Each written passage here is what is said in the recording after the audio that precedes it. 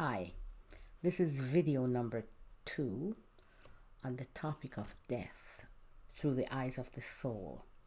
In this video, I will give words of solace for the dying, those who departed, and those who are left behind. Do not hold back with the things we need to tell our loved ones or to do for them.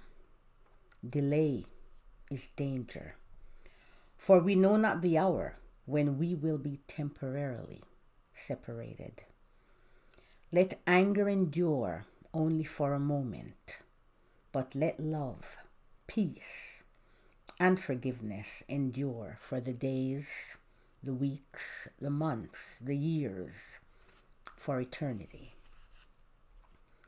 Through the eyes of the soul, our Father does not punish us. He does not punish us with death. Death is the welcome breather to make the journey that we must take less arduous.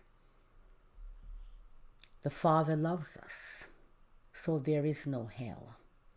Hell is what we create in our minds while we are experiencing human life.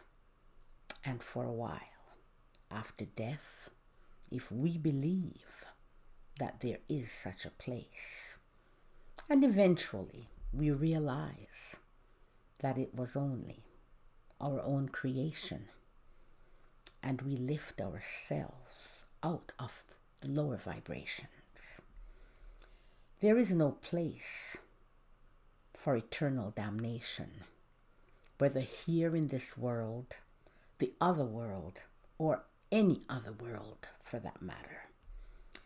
Death is of the material body, the mortal body, the host of the spirit. As was discussed before, death occurs when the spirit leaves the body, deciding for one reason or other that it no longer wants or needs to be attached to it. When the body is no longer of any physical use, death should not be feared. Death is not final. Death is not punishment. Death occurs in the temporary material world. Death only happens to the material body, which is a temporary host of our souls. Dust to dust, ashes to ashes.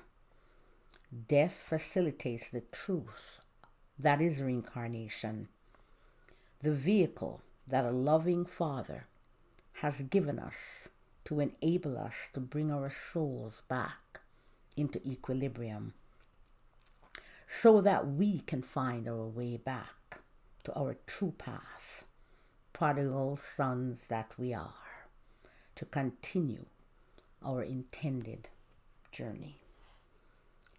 Take comfort in the fact that our loved one feels no physical pain in death, and sometimes will only worry if we in the earthly plane worry.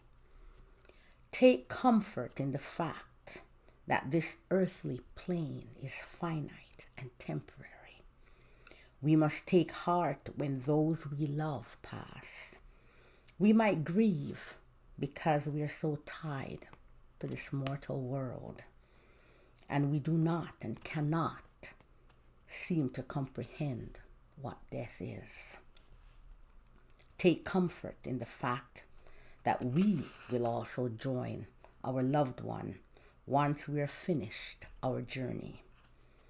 Take comfort in the fact that our loved ones, now in the spiritual plane, will be in touch with us always, never too far away. Whisper the name and speak. They hear you. Think upon them. They see you. Fret not that your loved one died alone. No one really dies alone, because each of us has at least one guide who was with us from the beginning, before we entered this earthly plane, remained with us during our sojourn in this earthly plane, and after we depart and re-enter the spiritual plane. When our loved one dies, be careful, be grateful for the time we were given to spend with them in this lifetime. We cannot be selfish.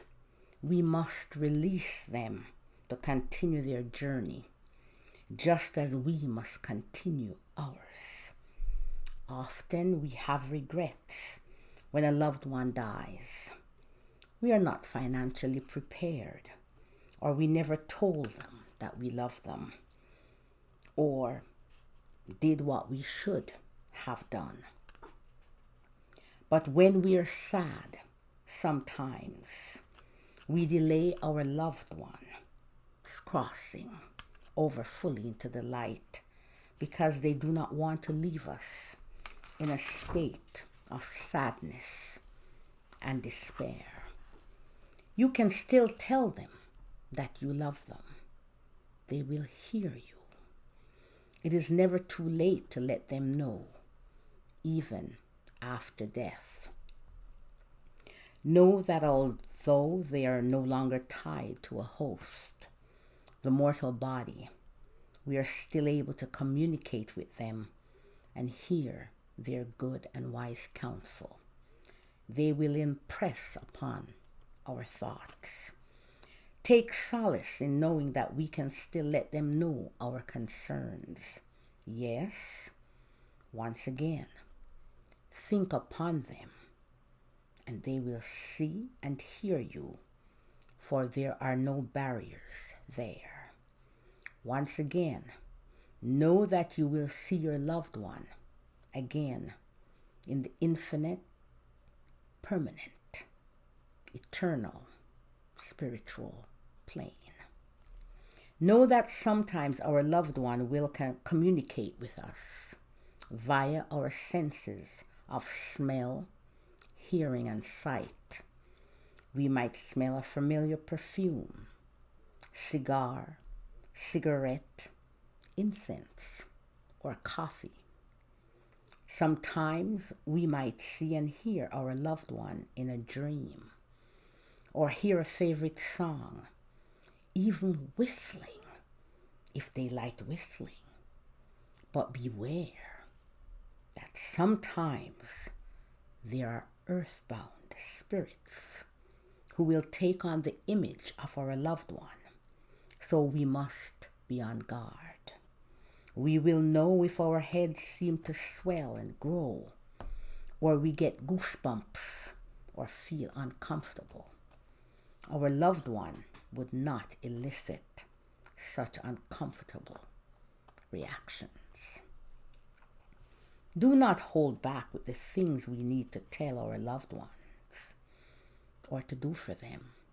Once again, delay is danger.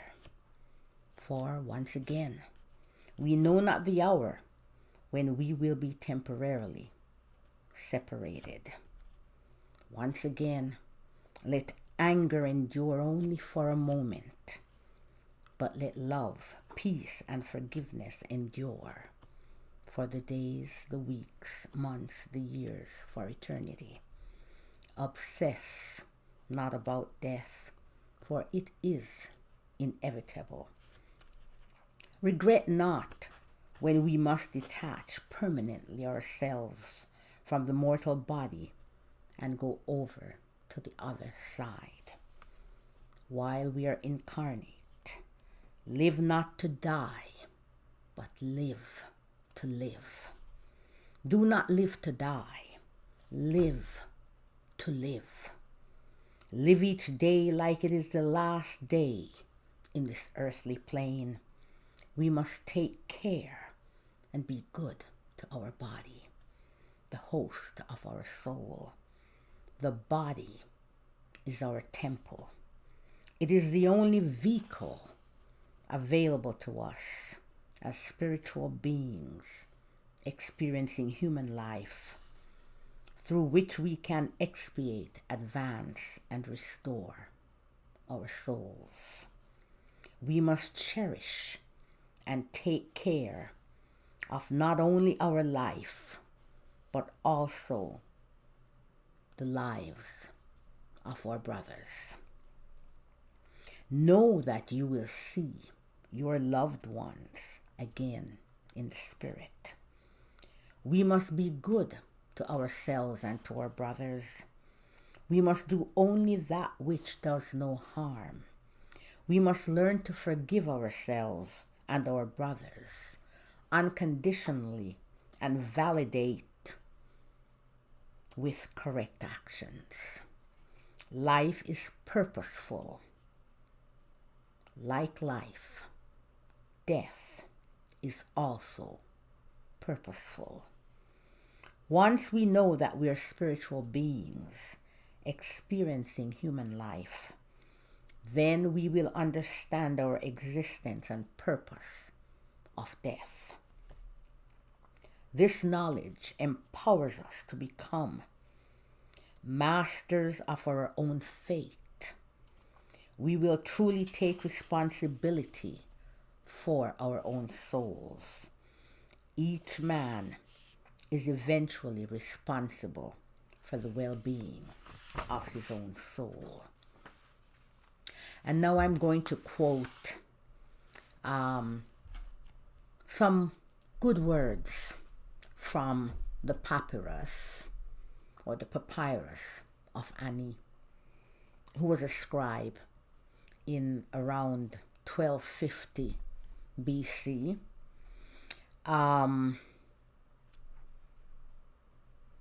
I don't know actually which pharaoh, under which pharaoh he would have served, but some people say Anana. And basically this is what he says. And as I read them, I want you to think on them because they're so beautifully put. He says, my faith teaches more clearly perhaps than yours that life does not end with death, and therefore that love, bring life soul, must endure while it endures.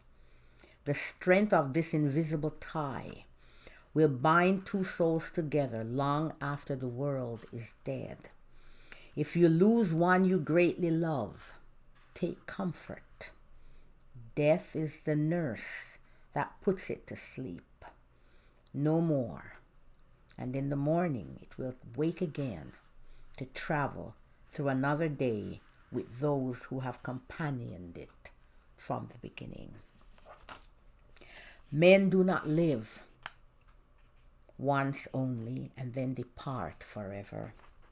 They live many times in many places, though not always in this world.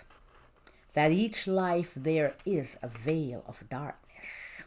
The doors will open at last and show us all the chambers through which our feet wandered from the beginning. Man comes into being many times, yet knows nothing of his past lives, except occasionally some daydream or as though daydream or thought that carries him back to some circumstance of a previous incarnation. He cannot, however, determine in his mind when or where the circumstances occurred, only that it is something familiar. In the end, however, all of his various paths will reveal themselves. All gods send their gift upon this earth, without which it would cease to be. My faith teaches me more clearly than yours that life does not end with death, and therefore love, being life's soul, must endure while it endures. The spirit or souls of one incarnation may meet again in another incarnation and may be drawn together as if by a magnet, but for what cause neither knows. I will add here, I said that these are translations from Ani, or some people say Anana. Now I'm going to asterisk this because I have to query more to ensure that these are indeed the proper translations. I have dug and dug and dug, but I like to be 100% certain. So if I find any discrepancy in what I've said, I will let you know. However, whether or not these are accurate translations, they are very apropos. They are very good counsels nonetheless. That's why I have included them, even though I had some doubt. They are good nonetheless. Now, these are my words in poetry. The parting. It is not the parting that pains. It is the unfulfilled dreams, the pain, the what ifs, the could haves, the should haves. It is the moments that could have been, but never were. The regrets, the wronging of right, words never spoken, love never expressed.